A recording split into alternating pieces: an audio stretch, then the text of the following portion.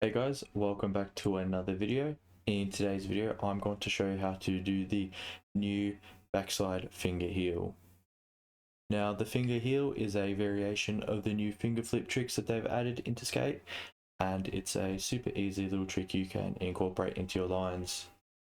All you need to know for this one is just need to get used to the motion of doing just a regular heel flip, just like that. So you're just flicking your right joystick down and then up into the top left.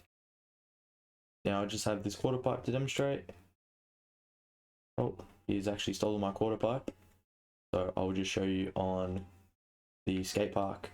So all you need to do is get some air, hold your right trigger, and then do that same heel flip motion. Show you just one more time. Get some pumps in the air, hold right trigger, and do that heel flip motion. And there is your backside heel flip. Super easy trick to do. Let me know if this video was useful, and don't forget to like and subscribe. See ya.